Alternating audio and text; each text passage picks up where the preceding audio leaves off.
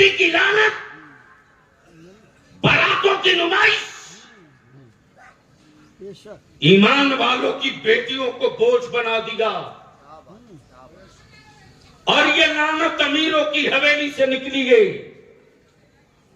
गरीबों के छप्पर से नहीं। ये लानत रईसों की कोठी से निकली है, गरीबों की झोपड़ी से नहीं। और ये भी लिख ले कि सेठियों की तिजोरी के पैसों से मस्जिदों की छत ढले, इसकी कोई गारंटी नहीं, लेकिन गरीब मुस्तफा के आशिकों के पसीने की कमाई से मस्जिदों में मुसल्ले भी सजा दिए जाते हैं, मस्जिदों की दीवारें भी। सैयदना इमाम मोहम्मद, जिनके इल्म का आलम ये कि 70 ऊंटों पर उनकी किताबें लद के चले और किताबों की बोझ से ऊंट दब दब के चले। उनके शागिर्द ने अपने उस्ताद सैयदना इमाम मोहम्मद से अर्ज की, हुजूर इजाजत दें तो मैं हज को जाऊं। अल्लाह अकबर। हजरत जैसे ही कहा इजाजत दे तो हज को जाऊं, सैयदना इमाम मोहम्मद फरमाते कि क्या तूने मेरे आका के शहर तैयबा की अजमत को समझ लिया है? क्या तूने मेरे आका के शहर पाक की अजमत को समझ लिया है, जिन घरों दीवार से रसूले कौनैन की चादर मुकद्दस मस हुई है? क्या उन घरों दीवार के मर्तबे को तूने जान लिया है? फिर दो चंद दिनों के बाद शागिर्द बसित हो गया, हुजूर इजाजत दे दे मैं जाना चाहता हूं। सैयदना इमाम मोहम्मद फरमाते कि जाओ, लेकिन मेरे आका के कूचे में किसी की तौहीन मत करना, मेरे रसूल की गलियों में किसी का दिल मत दुखाना, मेरे महबूब के कूचे का एहतराम करना। सैयदना इमाम मोहम्मद के शागिर्द जैसे ही शहर मक्का से शहर मदीना तशरीफ लाए,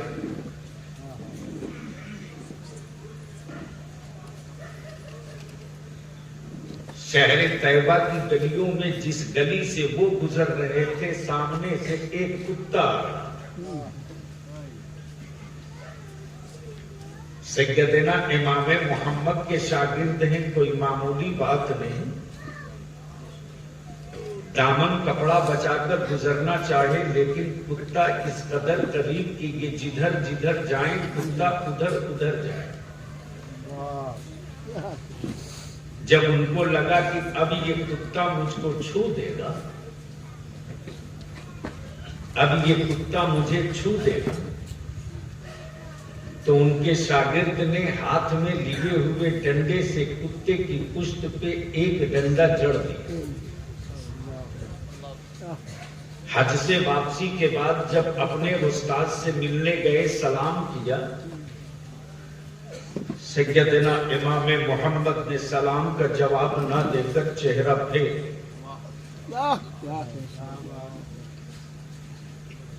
दाएं से बाएं चेहरा फेर लिया, शागिर्द बाईं तरफ लौटा, फिर सलाम किया। सैयदना इमाम मोहम्मद ने फिर चेहरा फेर, शागिर्द कदम पकड़कर अड़ के रोने लगा, हुजूर आपने इजाजत दी तब गया, आपकी इजाजत के बगैर मैं नहीं गया। सैयदना इमाम मोहम्मद फरमाते, तेरे जाने से पहले मैंने तुझसे कहा था ना कि मेरे आका की गलियों में किसी को तकलीफ मत देना, मेरे आका की गलियों में किसी को तकलीफ मत देना। तुझको याद है?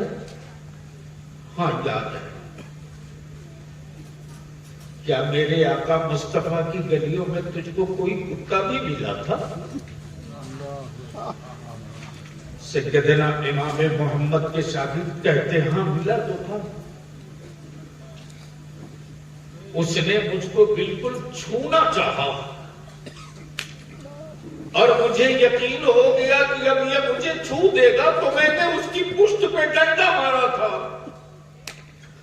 सैयदना इमाम मोहम्मद को जलाना था, फरमाते सुन, तुमने मुस्तफा के पूछे में जिस कुत्ते को डंडा मारा था वो कुत्ता कोई और नहीं था। देख वो उस डंडे का निशान, मदीने में जिस कुत्ते को डंडा मारा था उसकी चोट का निशान किसी और के नहीं, मोहम्मद की पिष्ट पे लगा।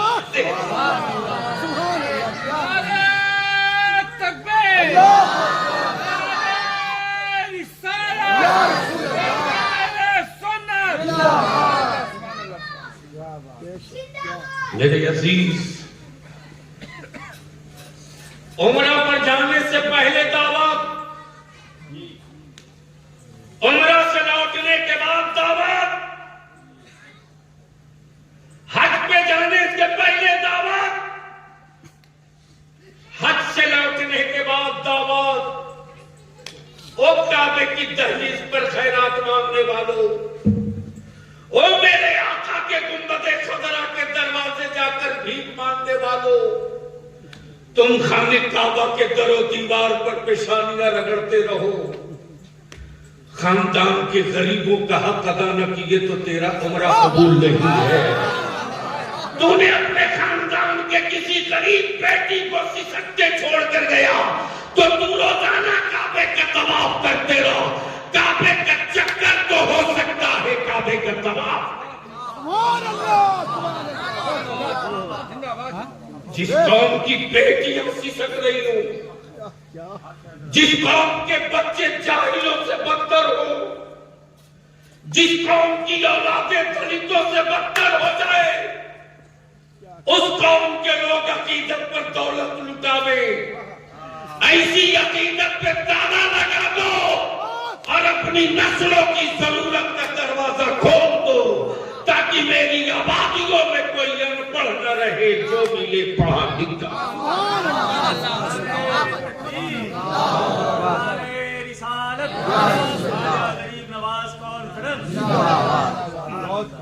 लेकिन अफसोस,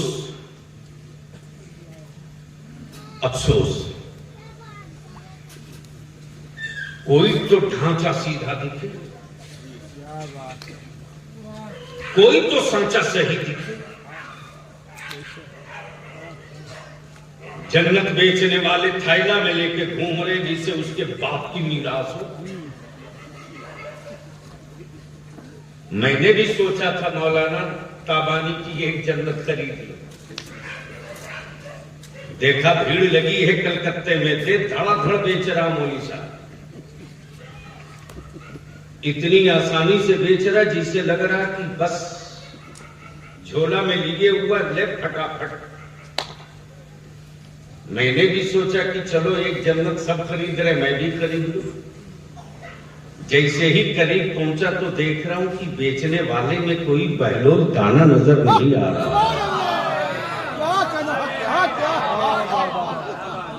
बोलोगे तो बोल दूंगा, अरे जोर से बोल दो, बोल दूंगा। बेचने वालों में कोई बहलोल दाना नहीं। इसकी तरफ लौटूंगा 5 मिनट के बाद। एक साहब ऐसे ही जलसे में बीच में खड़ा हो गए, बोलने लगे, बलियावी साहब आप हैं? मैंने कहा जी, कोई शक? ओरिजिनल हूं, आधार कार्ड वाला नहीं।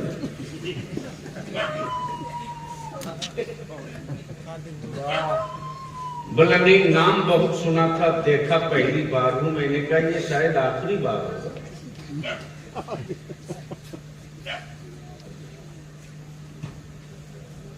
इसलिए कि मौलवी बर्दाश्त हो जाएगा, बलियावी का वजन बर्दाश्त नहीं होगा। फरमाइए तकलीफ क्या है? बोले नहीं, आप लोग सिर्फ एक ही नबी की बात करते हैं।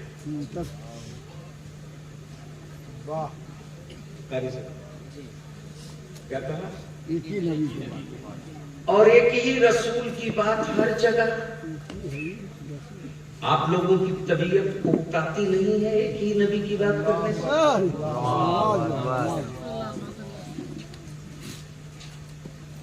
मेराज की महफिल हो तो उसी नबी की बात, रबीउल अव्वल हो तो उसी नबी की बात, मुहर्रम हो तो उसी नबी की बात, तीजा हो तो उसी नबी की बात, 40वां हो तो उसी नबी की बात।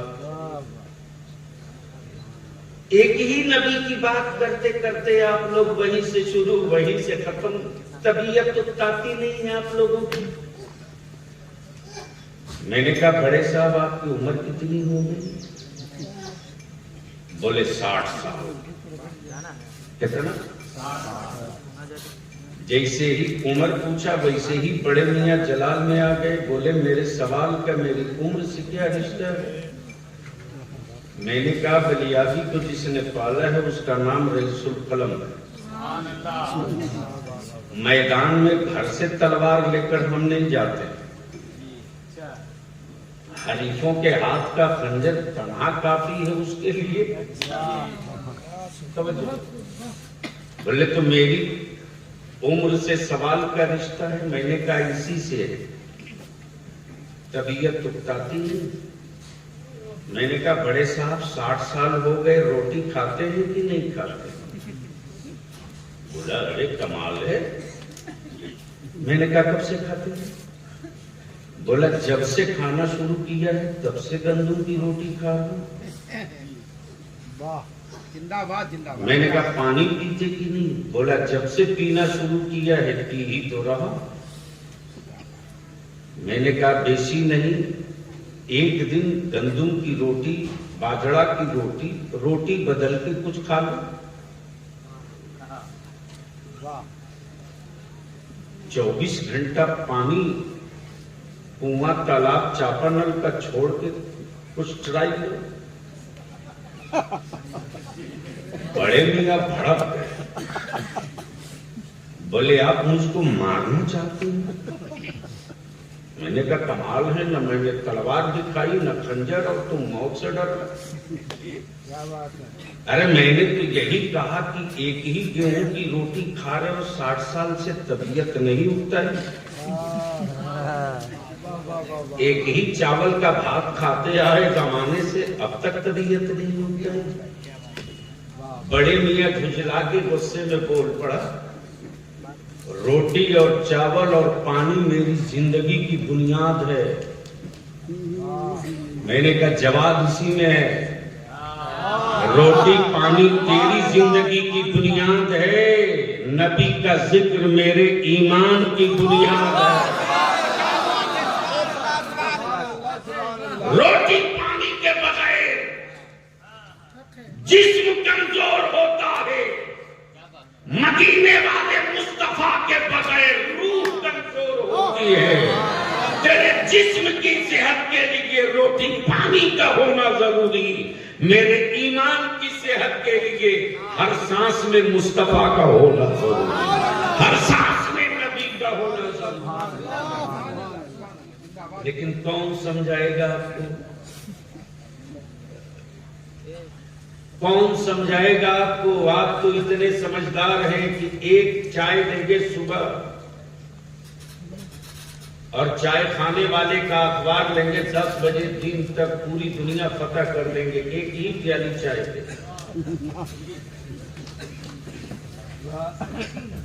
याद है? और उसके बाद अगर कुछ बच उच गया, गलती से फजर में इमाम साहब नहीं उठ पाए, घर से नहीं पहुंच पाए, तो आफत। हम अपने उलमा से हाथ जोड़ के विनती करके कहेंगे, हजरत आज के दौर में भी इस्लाम के मानने वाले अहले सुन्नत के नौजवानों से ज्यादा आलिमों से, अपने मजहबी पेशवाओं से मोहब्बत करने वाली दूसरी कोई कौम नहीं है। जब इदारे शरिया तहरीके बेदारी का कारवां निकला है तो मौलाना आलम ये कि क्या किसी मिनिस्टर और क्या किसी एमपी और क्या किसी चीफ मिनिस्टर का इस्तकबाल होगा? जब उलमा निकलते थे तो जगह जगह मेरे जवान फूल माला गाड़ी जुलूस लेकर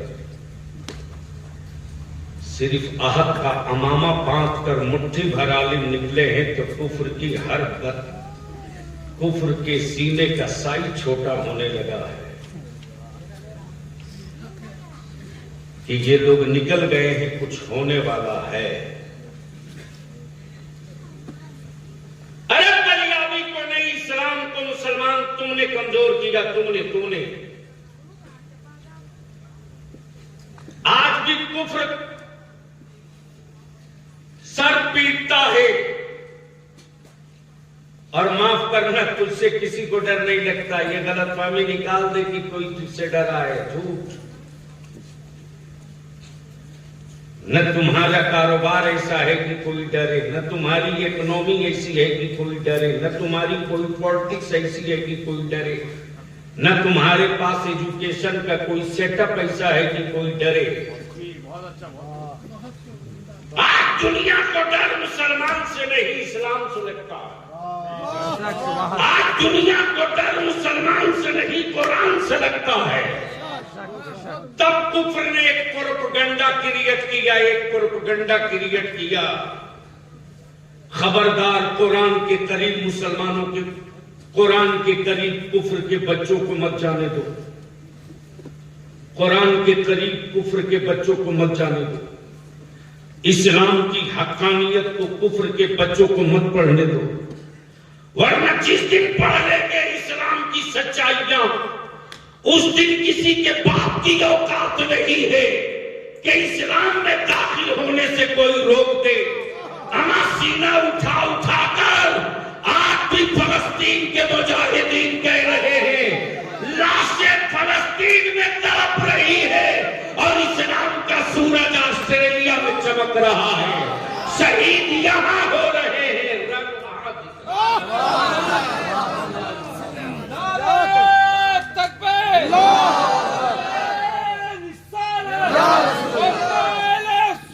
ख्वाजा गरीब नवाज कमेटी जिंदाबाद, ख्वाजा गरीब नवाज कॉन्फ्रेंस जिंदाबाद। इसलिए कि यहूदियत को इस्लाम की सदाकतों से खौफ लगता, नसरानियत को कुरान की हकानियत से डर लगता, कुफ्र को नमाज की हलावतों से डर लगता, मुशरिकीन को अली के बाजुओं से डर लगता, हुक्मरानों को गरीब नवाज के इक़्तिदार से डर लगता और बदअकीदों को इमाम अहमद रजा के नाम से डर लगता।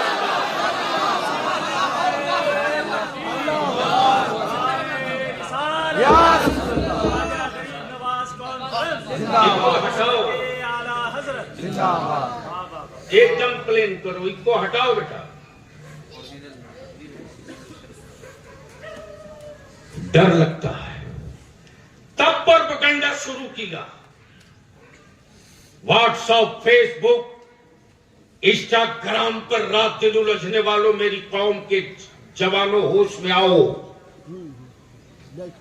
मोबाइल के डब्बे में अपनी नस्लों को दफन मत करो, होश में हो। मौलाना निकाल दूंगा अगर माइक पर बोल दूं वो आंकड़ा जो 2022 और 23 का है, तो अगर सीने में दिल होगा ना तो वो सो नहीं सकेगा। मालूम है तुझको? बांकड़ा, मिदनापुर, मुर्शिदाबाद, उत्तर दिनाजपुर, पूर्णिया का पूर्वी इलाका, कटिहार का पूर्वी इलाका, साहेबगंज, राजमहल, पाकुड़, मोहल्लों में बिरयानी खा करके मस्ती में सोने वालों, होश में आओ। कहां खड़े हो, किस बारूद पर पहचानो। खुद को जिंदा रहना ये कमाल नहीं है रे, तेरे बाप तेरी नस्लें न मारी जाएं इसके लिए जिंदा रहना ये कमाल है। लेकिन कौन समझाएगा आपको? दलाल घूम रहे मुस्लिम गरीब मोहल्लों में, दलाल घूम रहे। जिस बाप की औकात यही है कि बेचारा सुबह से शाम तक अगर मुठिया का काम न करे तो घर में चूल्हा न जले, लेकिन जहेज की लानत नकदी की लानत, बारातों की नुमाइश, ईमान वालों की बेटियों को बोझ बना दिया। और ये लानत अमीरों की हवेली से निकली है, गरीबों के छप्पर से नहीं। ये लानत रईसों की कोठी से निकली है, गरीबों की झोपड़ी से नहीं। और ये भी लिख ले कि सेठियों की तिजोरी के पैसों से मस्जिदों की छत ढले, इसकी कोई गारंटी नहीं। लेकिन गरीब मुस्तफा के आशिकों के पसीने की कमाई से मस्जिदों में मुसल्ले भी सजा दिए जाते हैं, मस्जिदों की दीवारें भी। इसलिए कि कुफ्र ने बड़ा करीब से इस्लाम को पढ़ा है रे, बड़ा करीब से पढ़ा है। मौलाना दलाल आता है, दर्जनों केसेस आए हैं मेरे पास, दर्जनों। ये जो तहरीके बेदारी चल रही हवा में नहीं, और अल्हम्दुलिल्लाह सीना ठोक के बोल सकता हूं, लेकिन मेरी कौम के बच्चों को डराने का ठेका ले रखा है सेकुलर कहलाने वाले और कुछ मौलवियों ने। बंद करा ये ठेकेदारी डराने वाली सेकुलरिज्म की, नहीं चलेगी। इसी भारत में मध्य प्रदेश में अगर किसी आदिवासी भाई के बेटे पर कोई बदतमीज पेशाब कर दे, पूरा मुल्क खड़ा हो गया। लेकिन हरियाणा में मेरे बच्चों को गाड़ी में बंद करके जला दिया गया, किसी एक सेकुलर की आवाज नहीं निकली हो तो बताओ।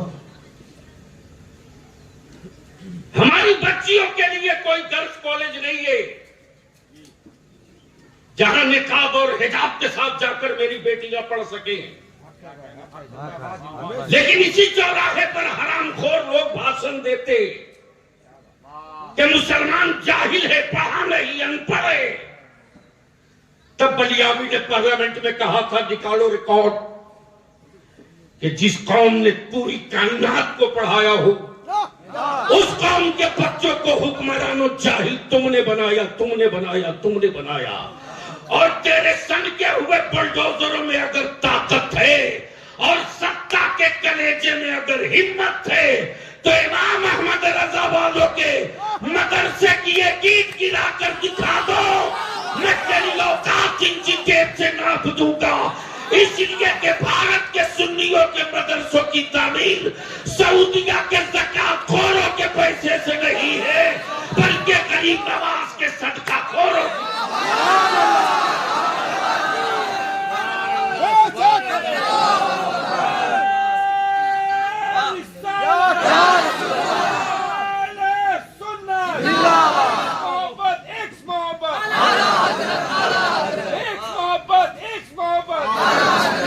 ये नारा दोनों हाथ, ये नारा दोनों हाथ मुट्ठी बना के ऊपर से लेकर नीचे तक।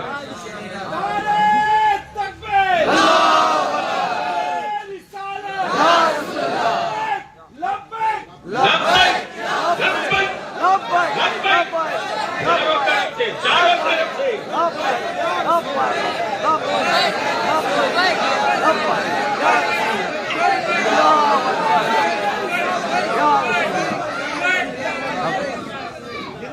कब अपने पैरों पर खड़ा होवोगे? कब तक बैसाखी पर नस्लों को जिंदा रखोगे?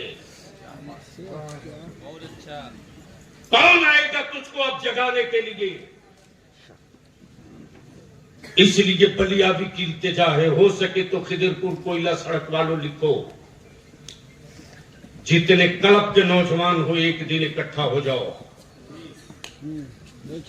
बरसों से चिल्ला रहा हूं, लेकिन न किसी हजरत को फुर्सत है, न किसी हाकिम को छुट्टी है, और काम भी कुछ भी नहीं। इसलिए मैं उलमाए कराम से गुजारिश करूंगा, लिस्ट बनाइए, इन नौजवानों को बैठाइए। इस वक्त पूरे भारत में नहीं, पूरी दुनिया में अपने मजहबी पेशवाओं का इज्जत जो मेरी कौम का जवान करता दूसरी कौम नहीं करती। इससे बढ़कर नेमत और क्या चाहिए साहब? इसी कोयला सड़क में 50 मंत्री आवे, गुनहगार से गुनहगार, अनपढ़ से अनपढ़ भी मुसलमान होगा ना, तो उस मिनिस्टर की जूती सीधी नहीं करेगा। लेकिन आज भी क्या मोहब्बत है मेरे बच्चों के दिल में आलिमों की। अगर आलिम चारपाई से नीचे उतरना चाहता है ना, तो हमारे बच्चे जूती लेकर दौड़ते हैं।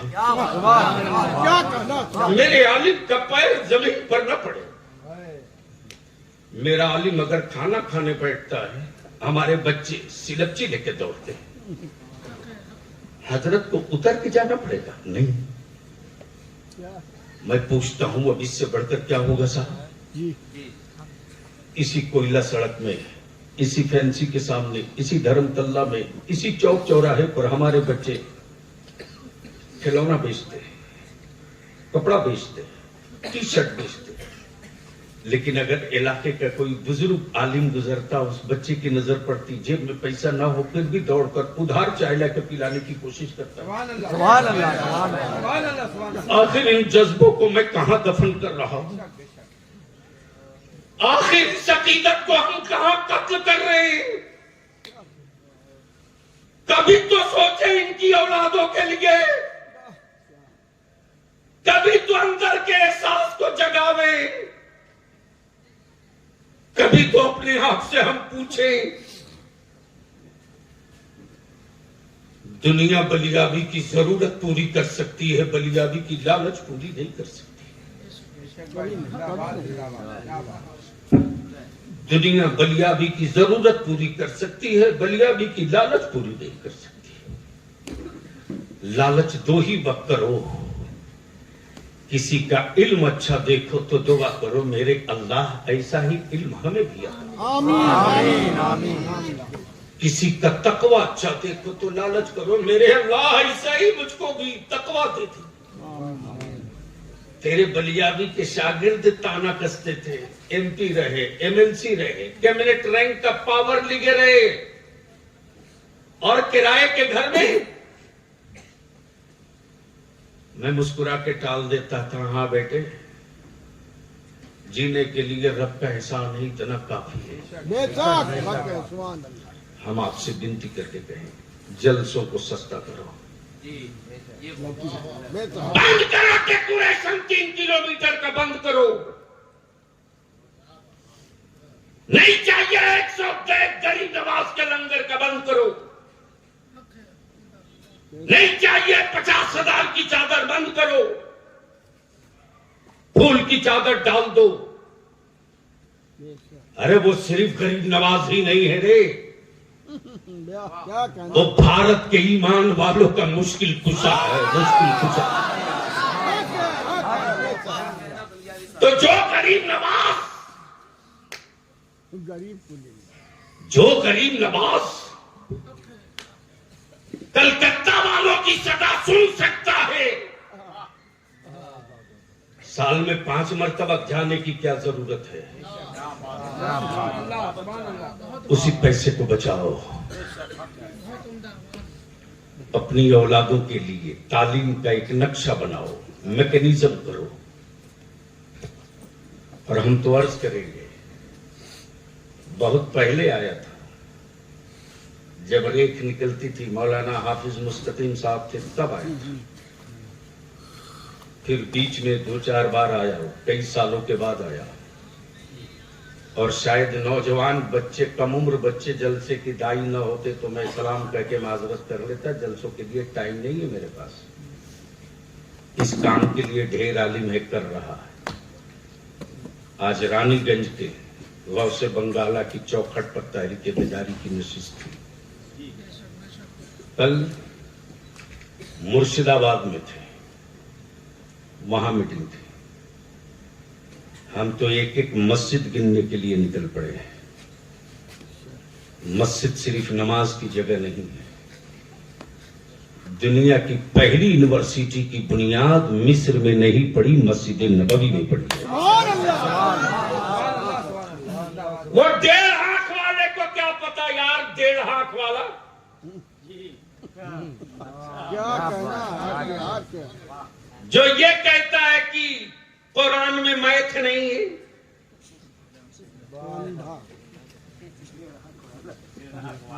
समझे कि नहीं समझे? हाँ समझे।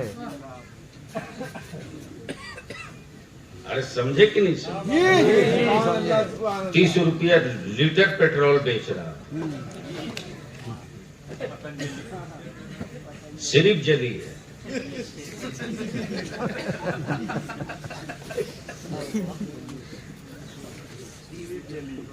सिर्फ जली है, 30 रुपया पेट्रोल बेच रहा।